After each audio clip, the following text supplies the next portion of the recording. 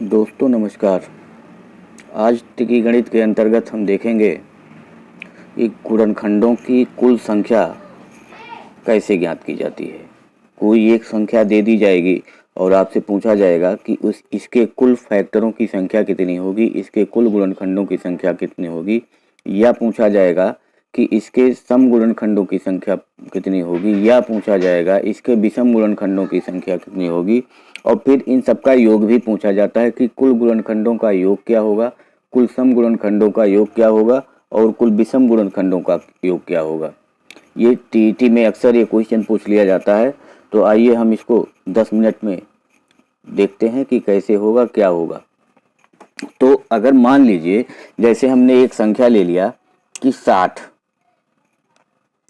अब यहां से 3 क्वेश्चन पूछा जाए।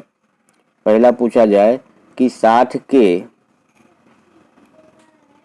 कुल गुणनखंडों की संख्या, 60 के कुल गुणनखंडों की संख्या बताइए।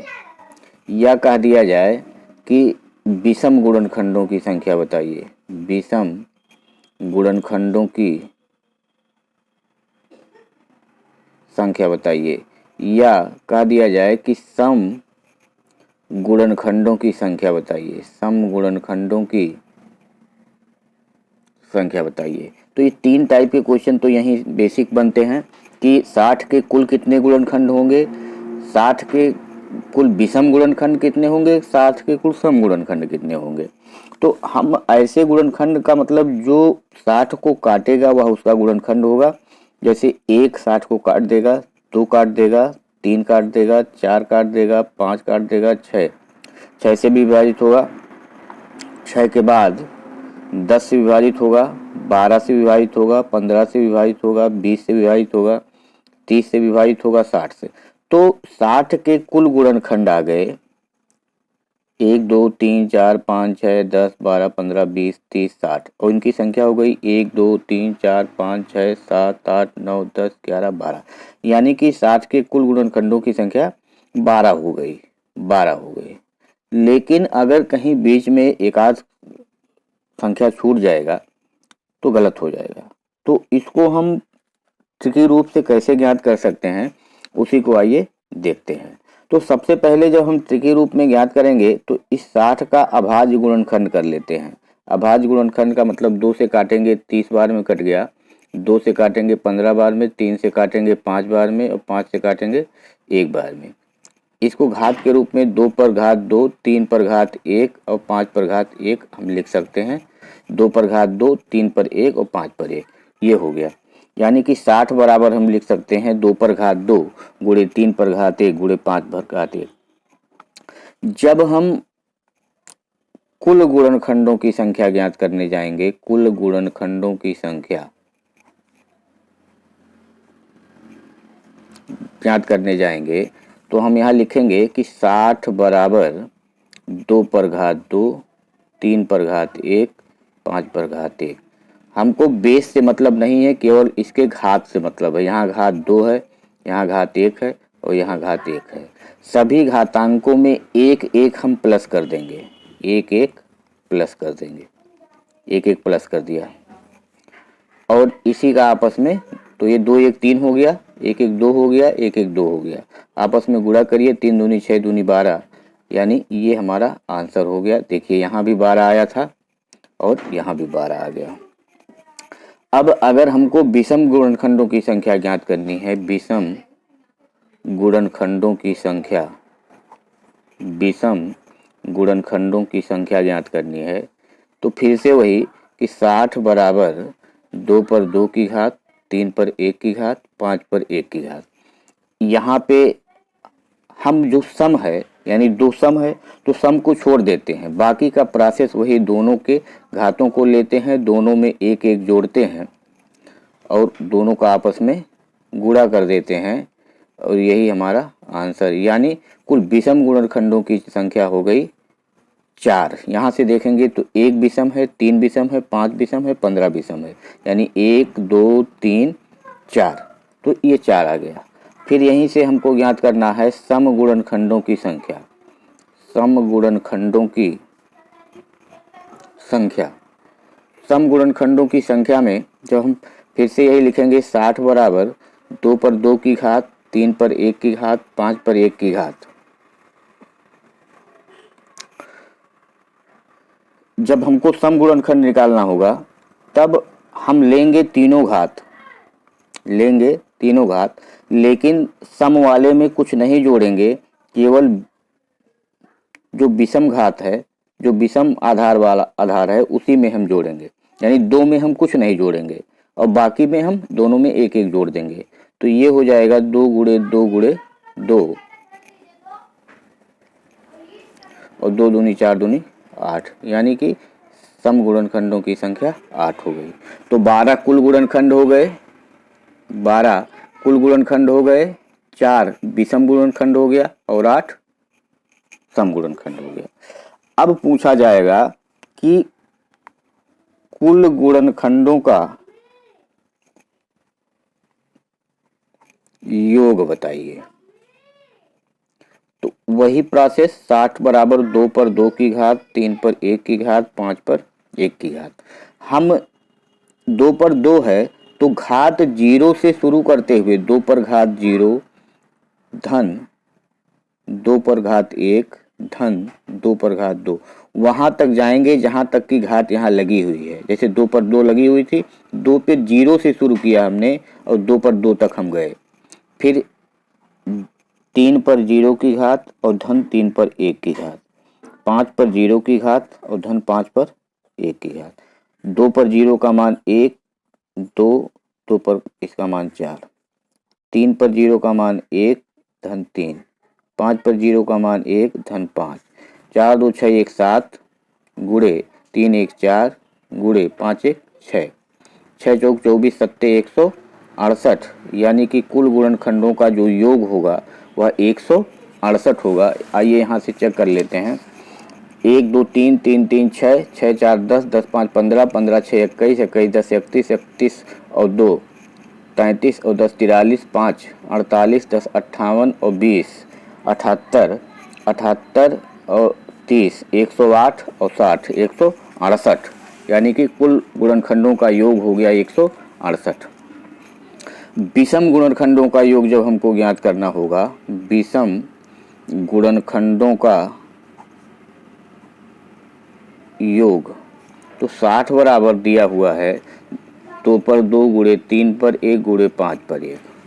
हम 2 को छोड़ देंगे और बाकी वही प्रोसेस करेंगे कि 3 पर 0 की घात और धन 3 पर 1 की घात, 5 पर 0 की घात और धन 5 पर 1 की घात, 3 पर 0 का मान 1, 3 पर 1 का मान 3 गुणे 5 पर 0 का मान 1 धन 5 पर 1 का मान 5, 3 1 4 हो गया गुणे 5 1 6, 6 चौक 24, यानी कि कुल जो विषम गुणनखंड है उसका योग जो है वह 24 होगा।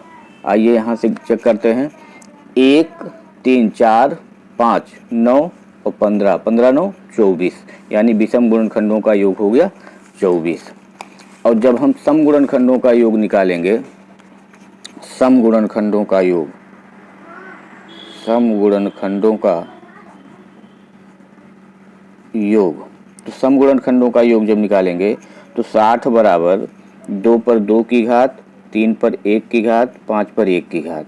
यहाँ पे हम तीनों लेंगे लेकिन 2 पर 0 से ना शुरू करके 2 पर 1 से शुरू करेंगे। 2 पर 1 की घात, 2 पर 2 की घात, 3 पर 0 की घात, 3 पर 1 की घात, 5 पर 0 की घात धन 5 पर 1 की घात, 2 पर 1 का मान 2, 2 पर 2 का मान 4, 3 पर 0 का मान 1, 3 पर 1 का मान 3, 5 पर 0 का मान 1 धन 5 पर 1 का मान 5, ये 4 2 6 हो गया, 3 1 4 हो गया, 5 1 6 हो गया, 6 चौक 36 और चौका 144, ये आंसर हो गया।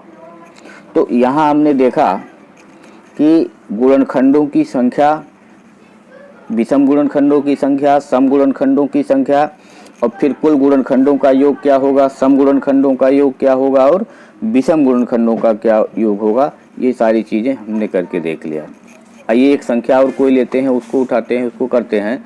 एक क्वेश्चन पूछा गया था 100 के सम गुणनखंडों की संख्या ज्ञात कीजिए। पिछली बार यूपीटीईटी में पूछा गया था, तो हम 100 का सब ज्ञात करते हैं। तो अगर 100 उठा लिए तो 2 से हम काटेंगे 50, 25, 5 × 5 = 25, 5 × 9 = 5। तो ये हो गया 2 पर 2 की घात और गुणे 5 पर 2 की घात, इसका घातांक रूप हो गया। अगर 100 बराबर हम देखें तो इसको लिख सकते हैं 2 पर 2 की घात और 5 पर 2 की घात।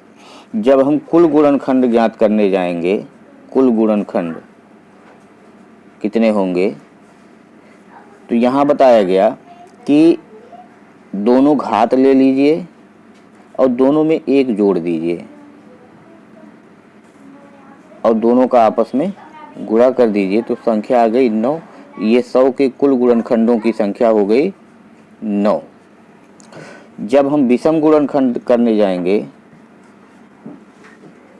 विषम गुणनखंडों की संख्या, तो विषम गुणनखंडों में हम यहाँ पे सम को नहीं लेंगे, केवल विषम लेंगे। तो विषम की घात 2 दी हुई है और 1 जोड़ेंगे और 2 1 3 हो गया, यानी विषम गुणनखंडों की संख्या 100 में 3 है। और जब सम गुणनखंड होगा, सम गुणनखंड होगा, तो सम गुणनखंडों की संख्या जब हम ज्ञात करेंगे तो 2 पर 2 गुणे 5 पर 2 ये 100 का मान है। यहाँ पे 2 पर इसका हमने ले लिया और इसका घात हमने ले लिया।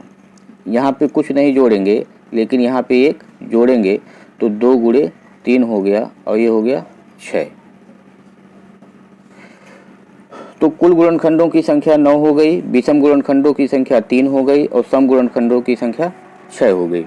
इसी तरीके से आप इनका योग भी निकाल सकते हैं। जब हम कुल गुणनखंडों का योग निकालेंगे, कुल गुणनखंडों का योग, कुल गुणनखंडों का योग जब हम निकालने जाएंगे तो 100 बराबर होगा 2 पर 2 की घात गुणे 5 पर 2 की घात। 2 पर 2 है तो 2 पर 0 की घात से शुरू करते हुए हम जाएंगे 2 पर घात 2 तक, और 5 पर 0 की घात से शुरू करते हुए हम जाएंगे 5 पर घात 2 तक।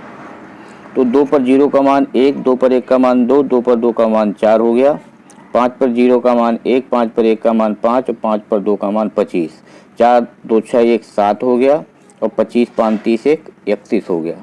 दोनों का जब गुणा करेंगे तो 7 1 9 7, 7 3 21, 217 हो गया। जब हम विषम गुणनखंडों का योग ज्ञात करेंगे, विषम गुणनखंडों का योग ज्ञात करेंगे, तो 100 बराबर यहाँ भी होगा 2 पर 2 गुणे 5 पर 2। यहाँ क्या करेंगे, हम सम लेंगे ही नहीं, केवल क्या करेंगे 5 पर 0 की घात धन 5 पर 1 की घात धन 5 पर 2 की घात, 1 धन 5 धन 25 और ये बराबर 25 5 30 1 31, ये आंसर हो जाएगा। और जब हम सम गुणनखंडों का योग की बात करेंगे, सम गुणनखंडों का योग की बात करेंगे, तो यहाँ 100 बराबर 2 पर 2 गुणे 5 पर 2 हो गया।